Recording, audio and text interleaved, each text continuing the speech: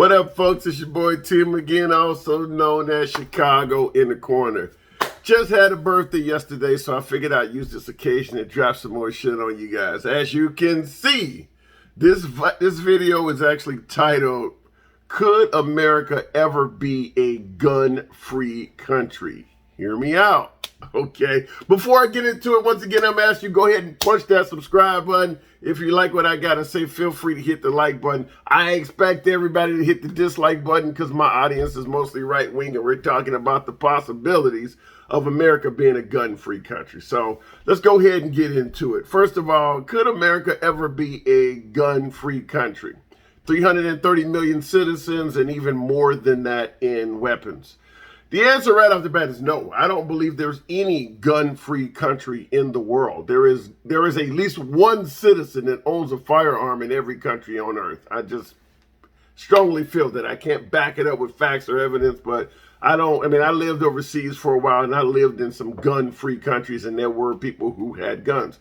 Some of them were criminals, but it was considerably more difficult to get a gun in these countries than it is in America. In America, you can just break in any redneck's pickup truck or trailer home, and there'll probably be a gun there. Same thing, you go to the hood, find a thug, got a drug house or whatever, which might be a little bit more dangerous because they're going to be home. But if you go in their house, chances are you will come across a firearm, and that's not like that in most other countries, particularly countries with strong gun laws. But could America become a gun-free country? Technically, yeah, I actually believe the answer is yes. And this is where I'm going to differ from a lot of my right-wing audience, because they tend to believe that, if you get rid of guns, a criminal will always have a gun. You can always get a gun on the street. I can print a gun, et cetera, et cetera. We'll tackle some of those, but I think some of those are far off in space, so we're not going to go into it. Such as, if you got rid of guns, people will find another way. They'll just make bombs. Well, there's a lot of gun-free countries on earth, and there's crime in all of those countries. How many countries have a high incidence of people being blown up that do not have guns? Most of the countries where you hear people using bombs, they also have guns available to them. New Zealand just got rid of their guns after a major mass killing. They haven't had an incident or a higher increased incident of people blowing up each other. Norway also did it back in the 90s. There's not a lot of people being blown up in Norway. So the idea that if you get rid of guns, Americans will just start making bombs, I think that's an outlandish argument. But there are a lot of you guys out there who believe that. Print guns. You get rid of legal guns, people will start printing their guns. That will potentially happen, but nowhere near at the quantity of people that have guns now, because everybody's not going to have access to the equipment, the knowledge to do it, or even the initiative to do it. But I do think it's possible. The same way with the bombs. There's going to be some idiots out there that would go ahead and build bombs or build grenades because they can't have a gun, but it's going to be far less people than own a firearm. Everybody's not going to do that. But in regards to making America a gun-free country, and I'm putting that in quotes because that's, like I said, every country on earth has guns in it. We're not talking about making America gun-free. We're talking about making America like the potential of making America like a European country where there are guns there, but it's not that easy to get them. And yeah, like I said, you're going to pay a fortune for it, and there's all types of requirements to get one. First thing, let's be clear. If this was ever to happen, this is not based on a going house to house and seizing guns. That shit will get a lot of people killed really fast.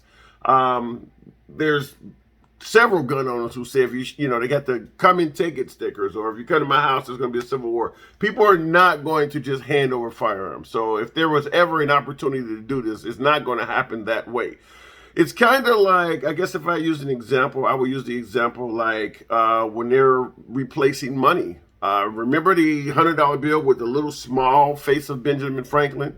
Now they got a big face, and then they went from a big face to adding colors to it. Well, where's the small face bills that had no color and nothing like that to them? They were in complete circulation. There were thousands of them floating around. But now you'd have a hard time finding them. So what happened?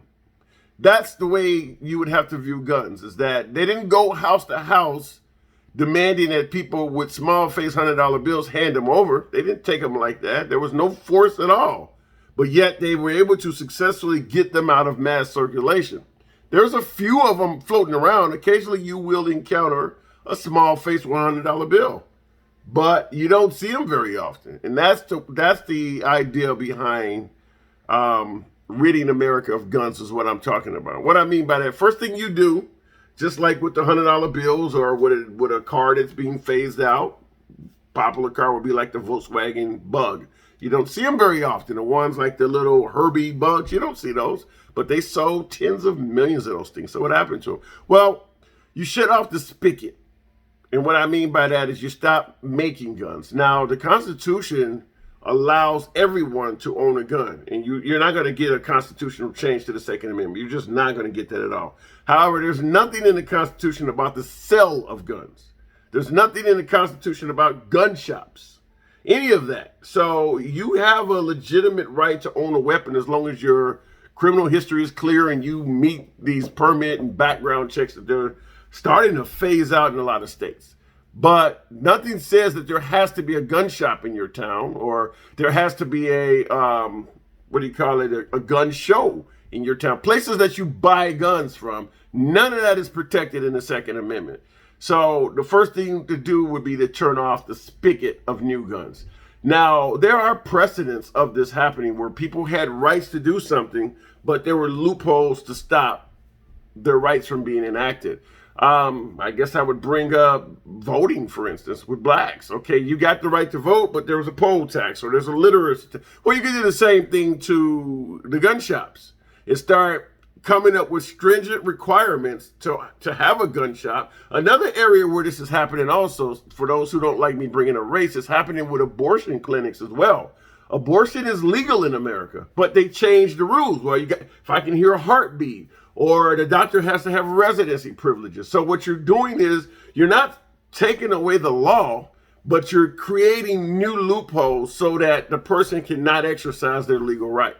In fact, with abortion, it got to be so challenging that there are some states out there that got down to just one abortion clinic. I believe Texas was one of those states where you had to drive hundreds of miles if you were considering having an abortion. Same thing with voting rights for minorities. There came a time when there was virtually nobody of color voting because those hurdles were that great. You know, you got to pay a poll tax. You got to prove that your grandfather could vote before you can vote. And if your grandfather was a slave, you can't prove that.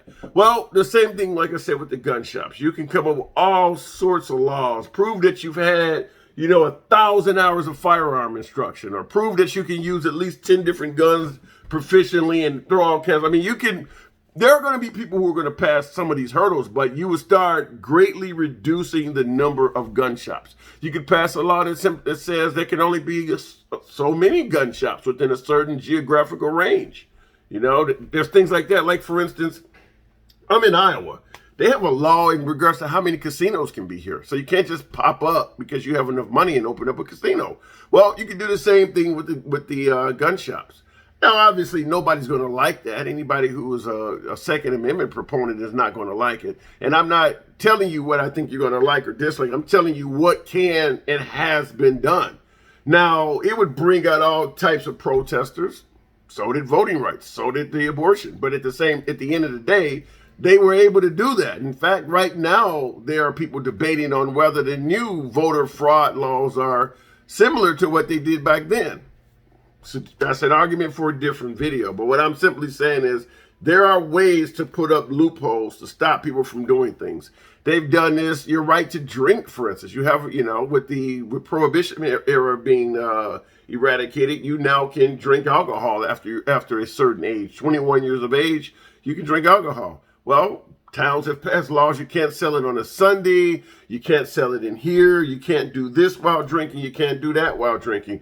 There are ways to go around your laws. That's what I'm simply saying, or your rights, rather. You have a right to drink, but they found ways to make things more difficult. You know what I mean? So you can do this with gun shops. Like I said, once again, there will be protests and potentially violence, but the same thing happened with abortion clinics, black voting rights, and probably even with alcohol to some degree. But it can be done. So once you shut off the spigot of new guns, now it becomes an issue of what to do with the remaining guns, because if you shut off gun shops, it's not like people are not going to have guns. There's well over 450 million guns in this country, which represents more than one gun per citizen. So there are plenty of weapons in this country. So even if you shut off the spigot, there's still a lot of weapons floating around. So what do you do from that point on? Well, this is when you start taking back guns from citizens, but not, like I said, you're not seizing them, you're not physically forcing them, you're not going Gestapo. This is when you implement your programs. Buybacks are actually quite effective. The reason you don't see the effectiveness is because the spigot of new guns is still on. So if you throw a buyback and you claim 1,000 guns, or 1,000 guns are turned in that neighborhood, well, the gun shops and the gun stores and the gun shows are still pumping new guns into the area. So you don't even see the benefit of taking 1,000 guns off the street because 1,000 new ones have been purchased. Well, once you shut off the spigot of new guns coming in, all of a sudden now that 1,000 actually is 1,000 from the total. Now, keep in mind, this is not something we're talking about doing overnight. This takes a while to do. Just like I mentioned, the $100 bills of small face to big face. This doesn't happen overnight, but it does and can happen. Now, I mentioned buybacks. You wonder if buybacks are effective or not. Here's a perfect example of how effective a buyback is. America's pawn shops. America's pawn shops are a perfect example of what will happen if you offer cash for weapons. People need cash, they turn the weapons in. It's not hard to find pawn shops full of used guns that people brought there, and they're not going to claim them back. They wanted the money. That is a good example of a buyback. The pawn shop does it as collateral. They're going to buy it from you and sell it to somebody else, but they could easily, that person that's selling it to could easily be the government. The government regularly pays money to get drugs off the street. They pay money to get guns off the street. So for every gun you turn in, a certain amount of money. But like I said, pawn shops prove that offering cash for weapons does work. Now, in addition to that, like we always say, if you get rid of guns, criminals are always going to have guns. Well, criminals lose a lot of fucking guns. They are seizing guns. The cops seize guns from criminals quite rapidly every day. They are always taking guns out of the hands of criminals. So once again, like I said, now that we've shut off the spigot, we have a tangible numbers. I'm using 450 million, but we have a tangible number. That number is being decreased by thousands per day. Buybacks. Maybe grandma just don't want the guns like grandpa did, and grandpa passes away. Grandma just take these guns out of the house. She goes and gets involved in a buyback, or maybe she just hands them over to the local sheriff. Cops are seizing them. Some guns are just defective because of rust, or they can't get parts, etc., etc. That 450 million number is decreasing by thousands per day. How long is it going to take that 450 million number to drop down to, say, 10 million? Who knows? But as they start implementing these programs, people with guns, the type who say, I'm never going to give you my shit back, they're going to start hoarding their guns. The guns they have, they're not going to get rid of them, and they're going to go out and buy more. So what ends up happening? The price and value of guns in existence shoots the fuck up. Just like a small face $100 bill may have more value soon than a big face $100 bill, because it's something you can't find as often. So the price of remaining guns shoot up. Good example of that would be anytime a liberal gets elected, particularly Barack Obama, people think this stuff is going to happen. Now keep in mind, Obama didn't seize a single gun, but just the mere thought of it made AR-15 shoot up and triple in price. Imagine how much they would cost if this was actually happening. So now you have people hoarding weapons because they're afraid they're going to lose them, which also makes it harder to buy new weapons because now you got to pay 10, 15 times the price of it. In addition to that, because the gun is so valuable, the buybacks become more attractive because now they're not buying your Saturday night special for $50. They're giving you $500, $600 for it. It's a collector's item. So the incentive to sell it goes up. Maybe not for you because you love your weapons, but maybe your kids after you die, or your grandparents, or not grandparents, but your grandchildren or whatever. Fact of the matter is, the more valuable the gun becomes, the more likely people are going to be willing to sell it. It's just what it is. Certainly if you got a bunch of them. So what you end up having is the hardcore proponents of the Second Amendment, holding on to their weapons for dear life, buying more of them, thus driving up the price, creating a huge demand for a dwindling supply. You already know how that works. You know, if the demand is higher than the supply, the cost of the good goes up. So, first, like I said before, you shut off the spigot so there's no new guns or a limited amount of new guns entering the market. People are printing guns, as you say. Some people are still going to be selling their guns, like I said, buybacks, whatever. So there's still some guns floating around, but new guns entering the market would be at an all-time low once you start getting rid of gun shows and gun shops, which are not in the Second Amendment. You got the people handing over guns, which would be pretty small, but you got cops seizing guns from criminals, which is huge, and you got pawn shops and others offering buybacks, which also would be huge because you're throwing money in the mix. With those things in play, we're talking probably a generation, 15, 20 years. You would probably start having guns in America, to start being equivalent to places like in Europe and things like that. Because like I said, the people of 2021 are not going to hand their shit over. Not all of them. But as the years go on, some of the hardcore, like my grandfather's a perfect example. He was a hardcore proponent of the Second Amendment, had several pistols. He was a pistol instructor in World War II, had pistols all over the house. He would have never gave his fucking guns up. He died in 99, and the first thing my grandmother said was, get these guns out of the house. Boom. So, and that would happen. And that's exactly what would happen, is people will start, as you die off, does your wife want those guns like you do? Do they have the same affection towards the Second Amendment as you do? Or could they use that money? Well, like I said, every day you're taking thousands of guns off the street and dwindling that number down, and the remaining amount continues to rise in price and price. Yeah, you're always going to have some guns in America. Like I mentioned in the beginning of the video, every country has armed citizens in it. But now when you're paying $10,000 for an AR-15 or, $2,000 for a Glock, people are not using this shit to commit purse snatchings, because they can't afford it. If you're out snatching purses for a living, you can't afford a $10,000 weapon. And that's the way it is. And that's the way it is in a lot of countries that have strong gun laws, is that the only criminals that have guns in those countries are criminals way up on the food chain. They're not the low-level guy that's out, committing little small beefs. He can't afford this shit. It's the mobster or the mob boss, or, like I said, the guy who's dealing a lot of drugs. They have weapons, and they always will. They can always access whatever. But the low-level guy, which is probably most of the murderers and killers in America, they wouldn't be able to afford it. And they're not just going to be printing guns, but like I said, we can talk about printing guns in a different video, and all of that, making bombs and all of those things that people think is going to happen.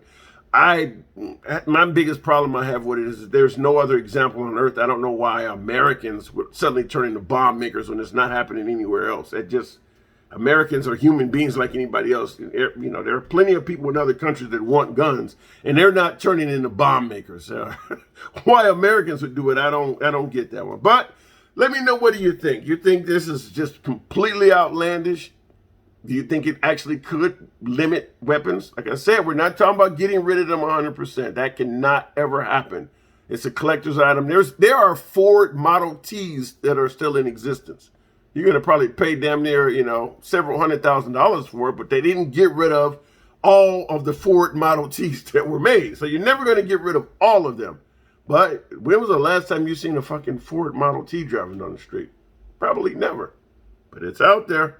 So let me know, do you think something like this could potentially work, where the goal is to make guns not as readily accessible, not as involved in street level crime as they are now, where, like I said, people will go in and rob a Domino's pizza with an AK-47, because the AK-47 is that easy to get, and you're using this weapon to commit a $500 robbery or something like that. Maybe not even that. That's how easy. And an AK-47 is not the easiest shit to get in America. You start talking about Glocks and small pistols. You can get one of those on the street for $50. So Once again, do you think something like this could actually make a dent in the amount of weapons in America? Or you think I'm just talking out the side of my neck? Your boy Chicago out.